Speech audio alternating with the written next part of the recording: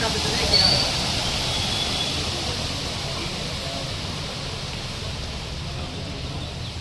का रास्ता नहीं है विमानों का निवासी के लिए।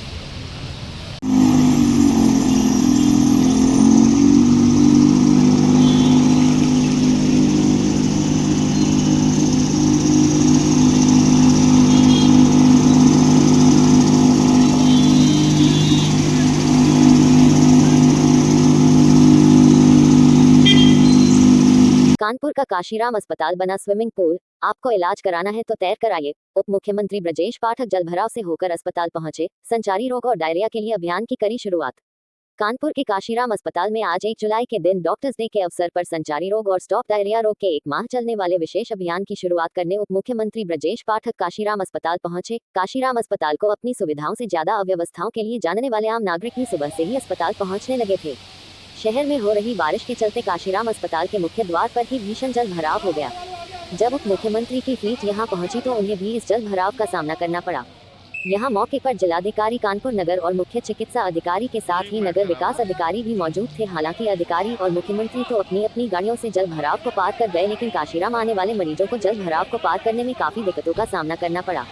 उप मुख्यमंत्री जी से इस जल भराव के बाबत सवाल करने पर उन्होंने बताया कि जिलाधिकारी और नगर विकास अधिकारी से समस्या को हल कराने के निर्देश दिए गए हैं। जल्द ही समस्या का समाधान किया जाएगा। कानपुर का काशीराम अस्पताल बना स्विमिंग पूल, आपको इलाज कराना है तो तैर कर आइए। उप मुख्यमंत्री ब्रजेश पाठक जलभराव से होकर अस्पताल पहुंचे। संचारी रोग और डायरिया के लिए अभियान की करी शुरुआत। कानपुर के काशीराम अस्पताल में आज 1 जुलाई के दिन डॉक्टर्स डे के अवसर पर संचारी रोग और स्टॉप डायरिया रोग के 1 माह चलने वाले विशेष अभियान की शुरुआत करने उप मुख्यमंत्री ब्रजेश पाठक काशीराम अस्पताल पहुंचे। काशीराम अस्पताल को अपनी सुविधाओं से ज्यादा अव्यवस्थाओं के लिए जानने वाले आम नागरिक भी सुबह से ही अस्पताल पहुंचने लगे थे। शहर में हो रही बारिश के चलते काशीराम अस्पताल के मुख्य द्वार पर ही भीषण जल भराव हो गया। जब उप मुख्यमंत्री की फ्लीट यहां पहुंची तो उन्हें भी इस जल भराव का सामना करना पड़ा। यहां मौके पर जिलाधिकारी कानपुर नगर और मुख्य चिकित्सा अधिकारी के साथ ही नगर विकास अधिकारी भी मौजूद थे। हालांकि अधिकारी और मुख्यमंत्री तो अपनी अपनी गाड़ियों से जल भराव को पार कर गए, लेकिन काशीराम आने वाले मरीजों को जल भराव को पार करने में काफी दिक्कतों का सामना करना पड़ा। उप मुख्यमंत्री जी से इस जल भराव के बाबत सवाल करने पर उन्होंने बताया कि जिलाधिकारी और नगर विकास अधिकारी से समस्या को हल कराने के निर्देश दिए गए हैं। जल्द ही समस्या का समाधान किया जाएगा।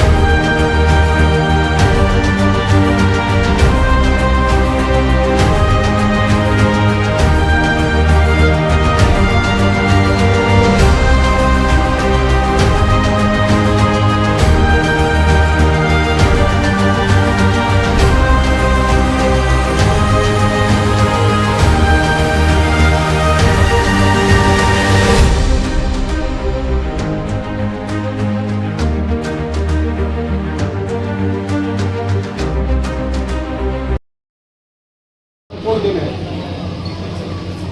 संचारी रोग अभियान हम वर्ष में 3 बार चलाने का काम करते हैं। अप्रैल, जुलाई और अक्टूबर में ये 1 माह तक अभियान चलेगा।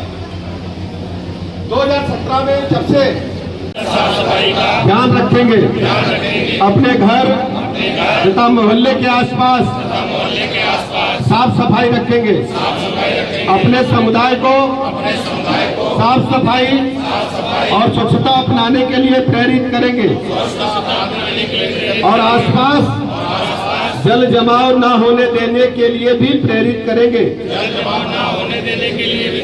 हम शपथ लेते हैं कि संचारी रोगों से लड़ाई में हम प्रयास करेंगे कि हमारे परिवार और समुदाय, हमारे मोहल्ले अथवा हमारे आसपास के क्षेत्र में यदि कोई व्यक्ति बुखार से पीड़ित होगा तो उसके परिवार को तुरंत इलाज के लिए सरकारी अस्पताल जाने हेतु प्रेरित करेंगे। मुझे मालूम है कि पूरे देश को स्वच्छ बनाने में तथा संचारी रोगों से दूर रखने में मदद करेगा। हमें अपने परिवार और अपने देश के लिए स्वस्थ रहना है। हे ईश्वर, मेरी मदद करना। बहुत बहुत धन्यवाद। नीचे कर भैया भैया एक कदम नीचे आ जाइए। हाँ कीचड़ बस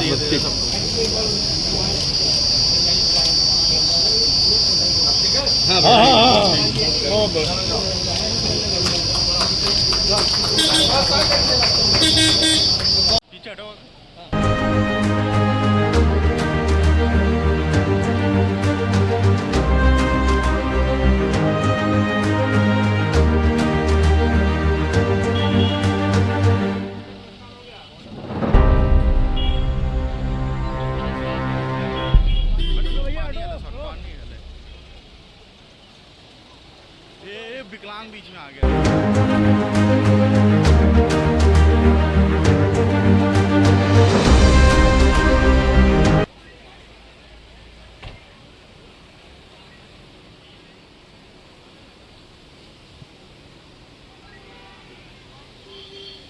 ये 1 जुलाई है। 1 जुलाई उत्तर प्रदेश के स्वास्थ्य विभाग के लिए, पूरे प्रदेश वासियों के लिए बहुत ही महत्वपूर्ण है। आज हम पूरे प्रदेश में संचारी रोग अभियान का प्रारंभ कर रहे हैं, जो 1 जुलाई से लेकर 31 जुलाई तक चलेगा। वर्ष में 3 बार हम संचारी रोग अभियान 3 महीने तक चलाते हैं। हर बार 1 महीने के लिए चलता है। आज कानपुर से इस अभियान का प्रारंभ हम कर रहे हैं। जो मच्छर जनित रोग है उस पर प्रभावी नियंत्रण इन अभियानों से हमें मिला है। 2017 के बाद से लगातार इंसेफ्लाइटिस, डेंगू, मलेरिया जो मच्छर जनित रोग हैं उनको इन अभियान से चलाने के बाद हमें रोकने में सफलता मिली है। मैं कानपुर वासियों से और पूरे प्रदेश वासियों से अपील करता हूं, इस अभियान में घर घर दस्तक अभियान में हमारे विभाग की जो 13 विभागों के समन्वय के साथ इस कार्यक्रम को चलाया जा रहा है उसमें मदद करें और मच्छर जनित रोगों पर नियंत्रण पाएं। हमारा मानना है कि जो घर के आसपास, घर के ऊपर, घर के अंदर यदि कहीं साफ पानी पुराने बर्तनों में, खिलौनों में, कूलर में, एसी में, फ्रिज में या कहीं भी एकत्र है तो उसे एकत्र न होने दें। और मच्छरों का लार्वा इन्हीं साफ पानी में पनपता है, तो हर स्थिति में अपने घर के आसपास साफ सफाई का ध्यान रखें, छत पर साफ सफाई का ध्यान रखें, नाले नाली सब साफ रखें। 13 विभागों के समन्वय के साथ इस कार्यक्रम को आज शुरुआत की जा रही है। मैं कार्यक्रम में सहयोग के लिए कानपुर वासियों से अपील करता हूं और इसके साथ साथ में डायरिया रोको अभियान भी चल रहा है। हम चाहते हैं कि जो छोटे बच्चे हैं उनको इस समय में डायरिया हो जाता है, दस्त पेचिश हो जाती है, उसको भी रोकने का अभियान हम चला रहे हैं, जो साफ सफाई के माध्यम से संभव है। ORS जिंक टेबलेट लगातार हम अपने कर्मचारियों के माध्यम से पहुंचा रहे हैं और सभी अस्पतालों में उपलब्ध, कोई दिक्कत नहीं।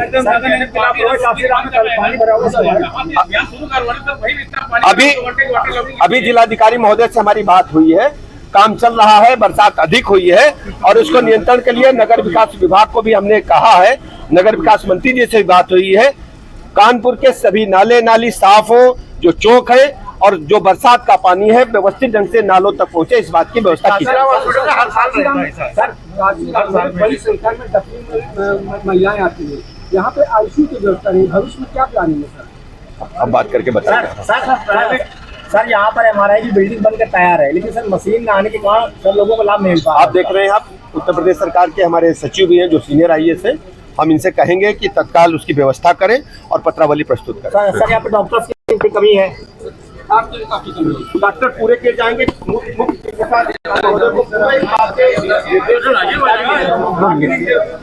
भर्ती कर सकते हैं।